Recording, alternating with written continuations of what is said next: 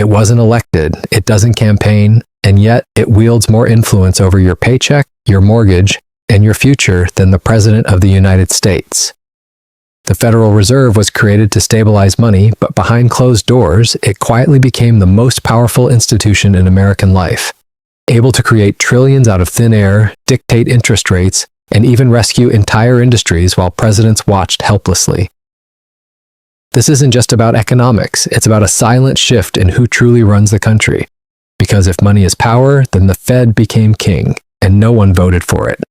Every 4 years, the American public casts ballots to choose a new president, imagining they are selecting the most powerful figure in the nation. Yet the true machinery of economic power doesn't sit in the Oval Office. It operates quietly from an unassuming stone building on Constitution Avenue, immune to elections, scandals, and public approval. The Federal Reserve does not campaign, but it governs. It doesn't legislate, but it determines the cost of your mortgage, the fate of your job, and the future of every market in the world. It alone can create money from nothing, set interest rates that dictate boom or bust, and inject trillions into the financial system without asking permission from Congress or the president. This is not an opinion, it is structural fact.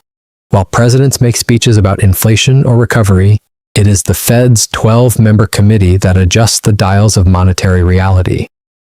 When the markets crash, they do not wait for the president's signature, they wait for the Fed's next move. It is the Fed chair, not the president, whom traders and global leaders listen to with bated breath. No matter who occupies the White House, Roosevelt or Reagan, Obama or Trump, the Fed remains. Its chair may change, but its power never diminishes. The contradiction is staggering. A republic born in rebellion against monarchs has handed its economic crown to an unelected technocracy.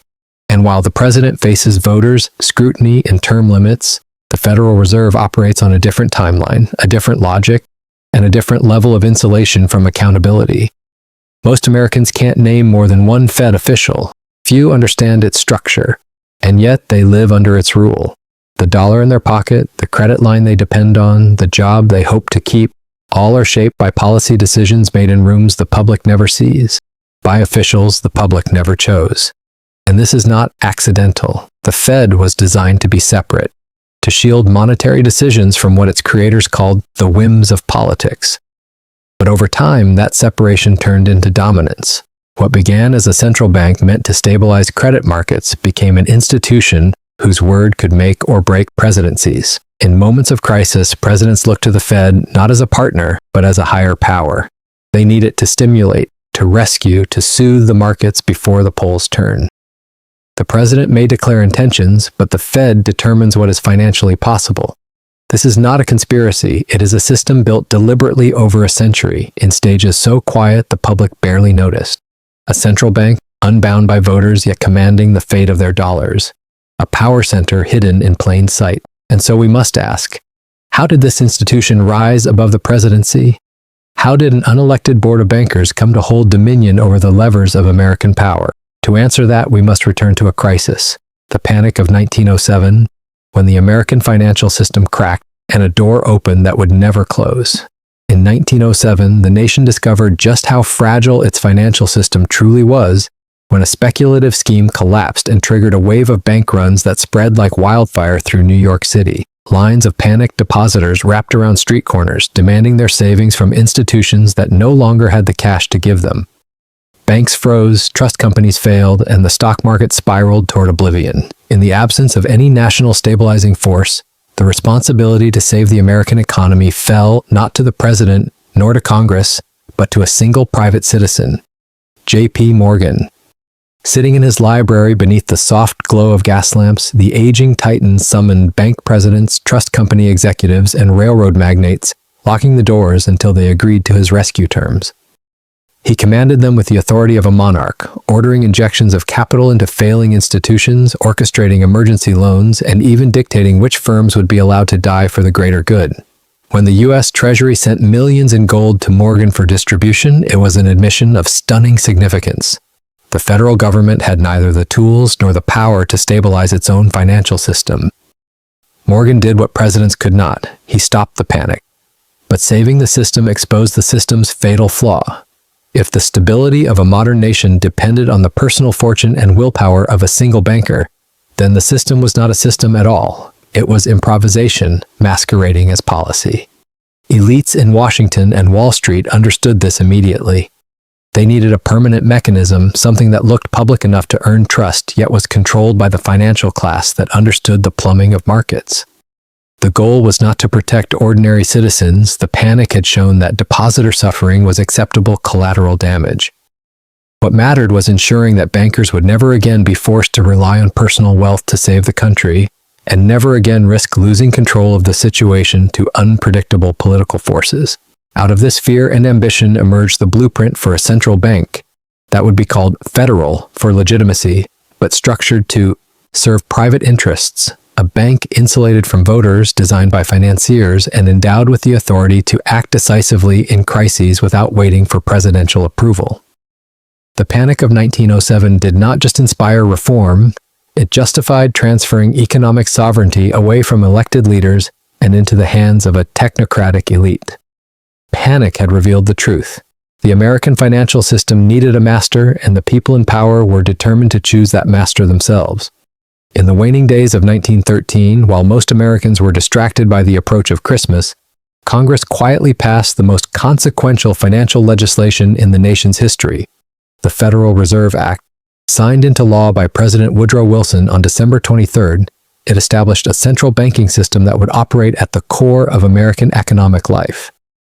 But with a structure so complex and so deliberately obscured that few understood who truly held the reins. Sold to the public as a necessary reform to prevent another 1907-style panic, the Federal Reserve was pitched as a hybrid solution, neither fully public nor entirely private. But this balance concealed its true nature. At the heart of the system were 12 regional Federal Reserve banks, each nominally serving its own district, yet governed by boards dominated by private bankers. These regional banks weren't federal in any meaningful sense. They issued currency, set discount rates, and cleared checks, but they answered not to Congress, not to the president, and not to the people. Overlaying the system was the Federal Reserve Board in Washington, whose members were appointed by the president but served long, staggered terms, immune to direct political pressure. The language of the law emphasized independence from the markets, from speculation, from chaos. But what it really guaranteed was independence from democracy. No other institution in American life was given so much power with so little accountability.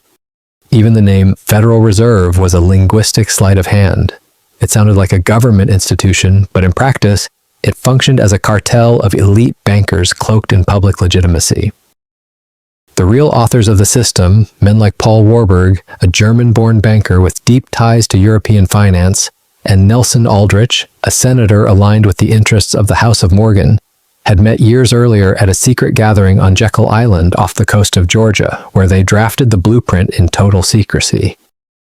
Their goal was to ensure that monetary power could be centralized without triggering populist backlash. And they succeeded. The act was passed during the holiday recess when opposition was weakest, and its language was crafted to soothe populist fears while cementing control in the hands of those who had caused the last crisis. The result was an institution with unparalleled authority over interest rates, credit flows, and the money supply, yet shielded from the electoral process and from the very people whose livelihoods would depend on its decisions. In creating the Federal Reserve, Congress had not merely built a new agency, it had transferred core powers of the Republic to a financial priesthood that would operate above the fray of partisan politics, accountable only to itself.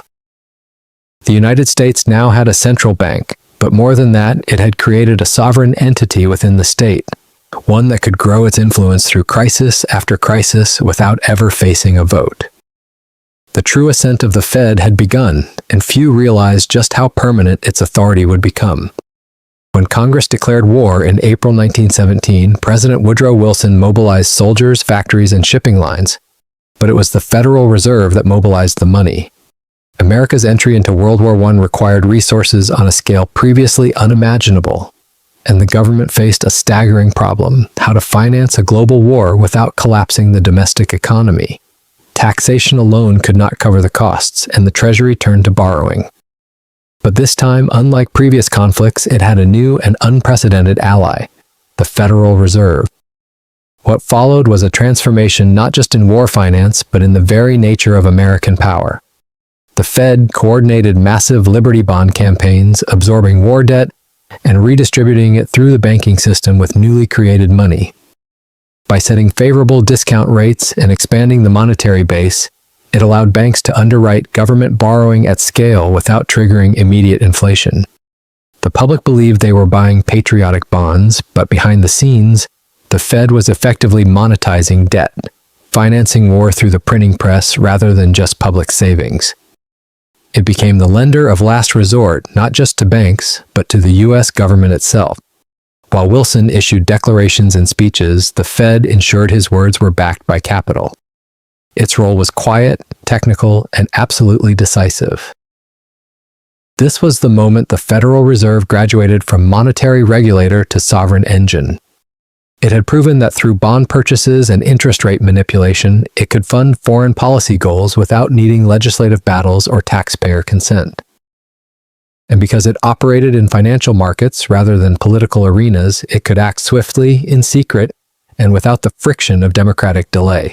By war's end, the Fed had helped finance over $20 billion military spending, a scale of intervention that would have been impossible without it. But this wasn't just about winning a war. It was about establishing precedent. The Federal Reserve had shown that it could create liquidity in any quantity, redirect capital at will, and make real what politicians could only promise. It had transformed monetary expansion into an instrument of geopolitics. And unlike wartime generals, it did not demobilize after the armistice. Instead, it emerged stronger, more embedded in the machinery of state, and increasingly viewed as the hidden engine behind American action. While presidents came and went, the Fed had discovered a permanent role, financier of empire, enabler of war, and quiet architect of the new American century. What had begun as a neutral institution to stabilize banking had become a weapon of statecraft. And for the first time, the lines between monetary policy and foreign policy began to blur. From this point forward, war would never again be just a military or political decision. It would be a financial one, and the Fed would hold the keys. The crash of 1929 was a devastating indictment of the very institution created to prevent such catastrophe. As stock prices plummeted, banks collapsed, and unemployment soared, the Federal Reserve stood paralyzed. It failed to inject liquidity, failed to prevent deflation, and failed to coordinate any meaningful response as the economy spiraled into ruin. Critics later called it the Fed's greatest failure, and they were right, but the aftermath tells a deeper story. The crisis that shattered public trust in finance also became the crucible that expanded the Fed's power beyond anything imagined in 1913. President Franklin D. Roosevelt entered office in 1933 with promises of sweeping reform, but in practice he was entering a partnership with an institution that now held the levers of monetary survival. His administration needed the Fed to make the New Deal possible, and the Fed used that leverage to cement its dominance. The Gold Reserve Act of 1934 marked the turning point. Under Roosevelt's orders, private gold ownership was criminalized and citizens were forced to surrender their holdings to the government. But it was the Fed that managed the sterilization process, soaking up gold inflows without allowing them to expand the money supply, ensuring inflation remained tightly controlled by central bankers rather than democratic demand. This wasn't just technical policy, it was a silent coup over monetary sovereignty. The dollar was revalued by executive decree, but it was the Fed that ensured the broader system bent to that will, without letting go of its independence. Interest rates were kept artificially low, not by public debate, but by decisions made in committee rooms where only bankers had seats. And as government borrowing soared to fund recovery programs, the Fed facilitated the issuance of bonds, creating markets for debt that it could influence, manipulate, and, when needed, absorb directly. Roosevelt gave speeches, the Fed determined outcomes. Even gold, the oldest foundation of monetary stability, was no longer a check on central bank authority. The Fed had learned to weaponize it, sterilizing, hoarding, and reallocating reserves to steer the entire financial system with precision.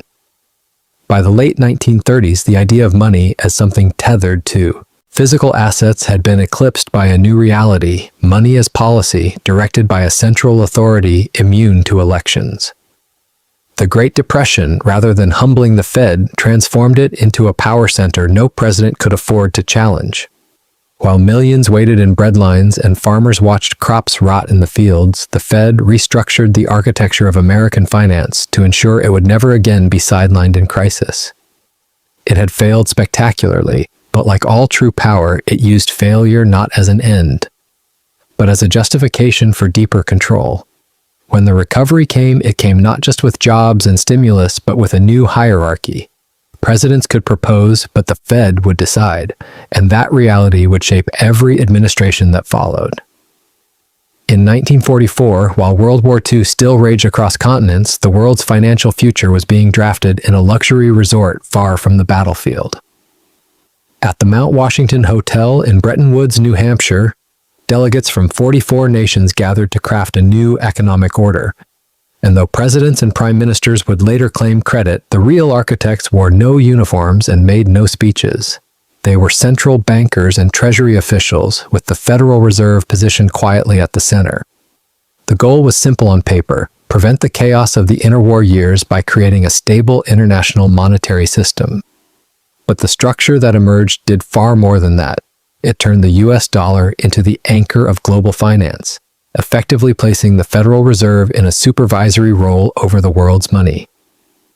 Under the Bretton Woods Agreement, all major currencies were pegged to the US dollar, and the dollar alone was convertible into gold, though only by foreign central banks, not private citizens. This ensured every other nation had to accumulate and hold dollars to stabilize their own currencies, creating structural demand for U.S. debt and binding the fate of foreign economies to the decisions of American policymakers.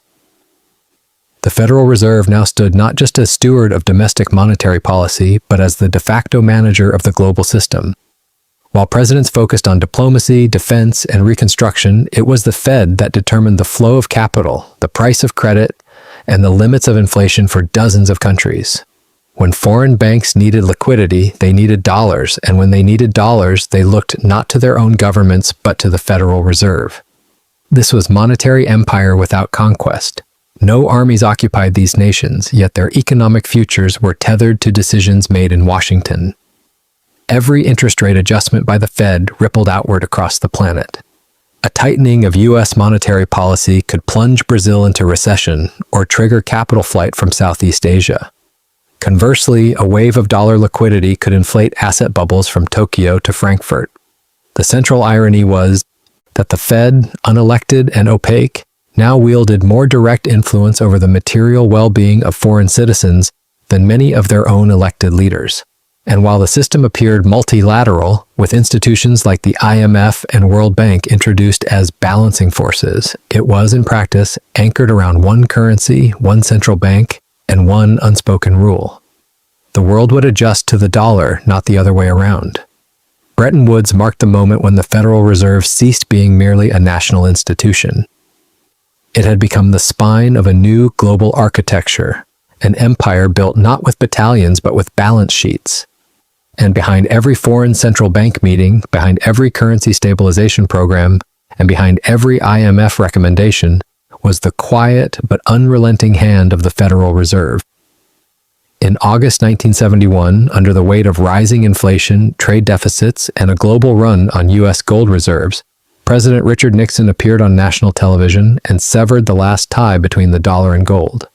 It was presented as a temporary measure, a necessary defense against international speculators.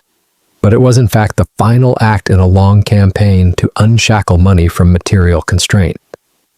With one stroke, Nixon ended the dollar's convertibility into gold, and in doing so, handed the Federal Reserve an unprecedented gift: total discretion over the supply of money. For the first time in modern history, the world's most powerful currency was backed not by gold, but by trust, and more precisely, by debt. Overnight, the dollar became a fiat instrument, its value no longer tied to any physical reserve, but instead defined by the policies of a single institution. The Fed was now the undisputed engine of monetary creation. It could expand the money supply at will, limited only by its own internal metrics and political calculations. There was no need to mine gold or manage reserves. New money could be conjured into existence with keystrokes, an abstract system governed by the perceived credibility of central bankers. What followed was not chaos, but a reorganization of the entire global financial logic. U.S. government deficits were no longer a constraint. As long as the Fed was willing to purchase treasuries, the government could spend freely. The dollar, no longer convertible, became an infinite well of liquidity, provided it served the interests of the system that now depended on its dominance. And because the dollar remained the global reserve currency, every nation on earth was pulled deeper into this new order. Foreign central banks accumulated dollars to stabilize their own currencies, purchasing U.S. debt in the process, thus reinforcing the very cycle that tied them to the Fed's decisions. Debt was no longer a burden to be paid down. It was the new foundation of monetary expansion, and the Federal Reserve became its master. Interest rates were now the primary tool of control, not just over inflation, but over everything: growth, employment, asset prices, and even political survival. Presidents proposed fiscal programs, but the Fed set the conditions under which they would succeed or fail. The balance of power had shifted permanently. Nixon made the announcement, but it was the Fed that stepped into the vacuum and built a new temple atop the ruins of Bretton Woods. What had once been a gold-backed promise of value was now a controlled abstraction, governed by a committee that could, in moments of crisis or confidence, determine the value of everything, from housing markets to stock indexes to the cost of war. The gold standard had imposed discipline. Its removal created discretion, and discretion is another word for power. From 1971 onward, the Fed didn't just influence money, it became the architect of reality itself. In the fall of 2008, as the global financial system teetered on the edge of collapse, the American president stood before the cameras promising bold action to save the economy. But behind the curtain, the real rescuer was already at work.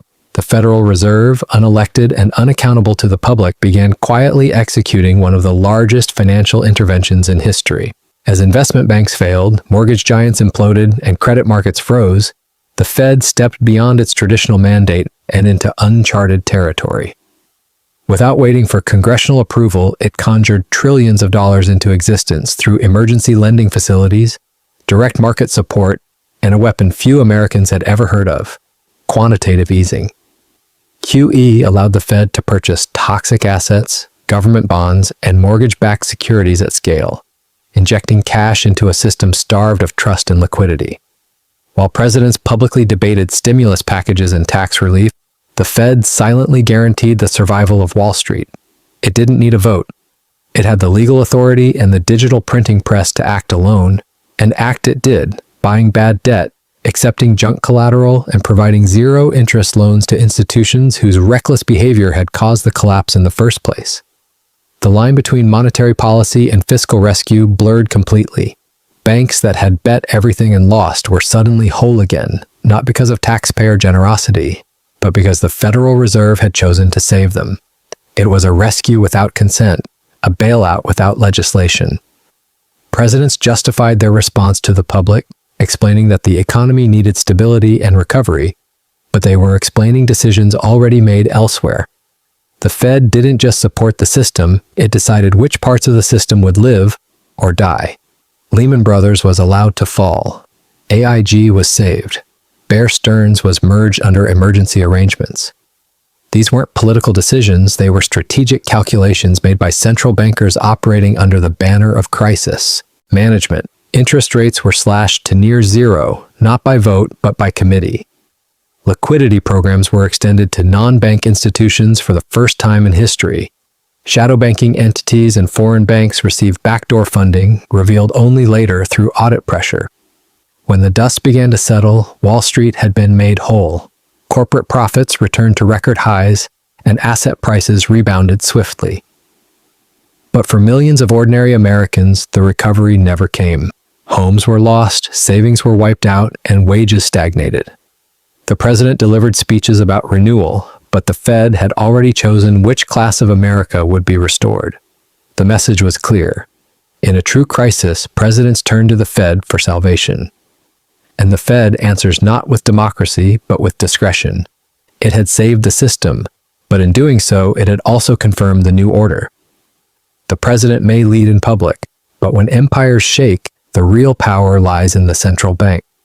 The creature from 1913 had evolved into the final backstop of the republic, its authority no longer implied but absolute. When the global economy seized in early 2020 under the weight of a pandemic, the Federal Reserve didn't wait for permission. It declared financial martial law. Markets plunged, businesses shuttered overnight, and jobless claims exploded in numbers that eclipsed the Great Depression. But even as the virus raged and cities locked down, Wall Street roared back to life, because the Fed had intervened with a scale and speed that made 2008 look cautious. Within weeks, it had dropped interest rates to zero, pledged unlimited quantitative easing, and for the first time in history began purchasing corporate bonds, including junk-rated debt.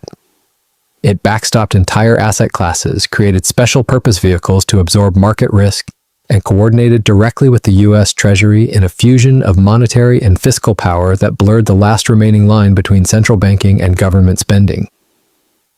Congress passed relief bills and the president signed stimulus checks, but the sheer volume of liquidity, over $3 trillion in fresh money, came not from tax revenue or legislative compromise, but from the Fed's balance sheet expanding at a rate faster than ever before.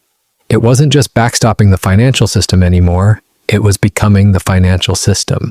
Every market, from municipal bonds to exchange-traded funds, became dependent on the Fed's support. The risk of loss no longer lived in prices, but in policy uncertainty. Investors no longer watched earnings or macro data, they watched Jerome Powell. And unlike 2008, where the Fed had tried to preserve some veil of separation, in 2020 it embraced its role as architect of the economy. Stock markets surged even as real unemployment hit 20%. Corporate debt hit record highs, fueled by near-free money. Zombie companies survived not because they were solvent, but because the Fed made credit so abundant that failure became optional. Asset inflation skyrocketed, stocks, housing, crypto, all soared not on fundamentals, but on the gravitational pull of central bank largesse. The Fed wasn't just adjusting rates or managing inflation expectations, it was deciding which parts of the economy lived and which were left to fend for themselves. Meanwhile, the coordination with the Treasury meant that government deficits, massive even by wartime standards, were seamlessly funded with freshly minted money. The central bank was now underwriting the state, creating a model where future crises would no longer need political consensus to trigger spending, just central bank initiative. It was the full realization of a silent transformation, from lender of last resort to permanent architect of economic reality. The COVID response wasn't just an emergency measure, it was a proof of concept that the Fed could suspend economic gravity, suppress volatility, inflate markets, and distribute capital at a level once reserved for legislatures. It didn't just cushion the blow of a crisis, it rewrote the rules of economic existence. And in doing so, it crossed the final threshold. The Federal Reserve no longer simply influenced the economy, it was the economy. Presidents came on screen to calm the public, but the real power sat behind Bloomberg terminals, executing decisions that would define the post-pandemic world. Every election season, the nation is swept into a ritual of choice: red versus blue, change versus continuity, hope versus fear. Campaigns are waged, debates are staged, and the victor takes the oath on the Capitol steps, hailed as the new leader of the free world. But behind the pageantry lies a truth so foundational it rarely gets mentioned. No matter who takes the oath, the real levers of economic power are not transferred. They remain exactly where they have always been, inside the Federal Reserve. From the neoclassical facade of the Mariner S. Eccles building in Washington, D.C., a small group of central bankers charts the course of interest rates, credit flows, and monetary expansion with a permanence that no elected official can rival. Presidents may tweet and televise their intentions, but when it comes to the value of the dollar, the cost of capital, or the fate of markets, it is the Fed that decides. While the president is term-limited, constantly scrutinized, and constrained by partisan warfare, the Federal Reserve operates with long horizons and institutional immunity. Its board members serve for 14-year terms, its chair for 4, renewable at the discretion of the executive, yes, but reappointments have become rituals of continuity, not disruption. It was Ben Bernanke under Bush and Obama, Janet Yellen under Obama and Trump, Jerome Powell under Trump and Biden. Continuity not because of political consensus, but because the machine demands it. The illusion is that presidents control economic outcomes. The reality is that they depend on a central bank to make those outcomes possible. Tax cuts, infrastructure bills, green energy transitions, even war. None of it functions without Fed cooperation. A president who loses the Fed's support loses the markets. A president who gains it can paper over almost anything. This asymmetry has only deepened as the world has grown more financialized. In an economy where debt is the fuel and interest rates the throttle, whoever controls the cost of money controls everything. And that control does not change on Inauguration Day. It does not respond to votes. It responds to models, forecasts, internal consensus, and when necessary, to crisis.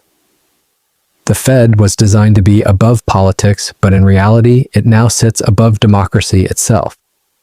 It is not corrupted by partisanship. It has evolved beyond it. When presidents stumble, the Fed catches them. When Congress deadlocks, the Fed acts unilaterally. It has become the default government of last resort. The crisis of 2008 proved it. The pandemic of 2020 confirmed it. And the next shock will only deepen the pattern. What began in 1913 as a compromise between public need and private banking power has become the permanent architecture of American life.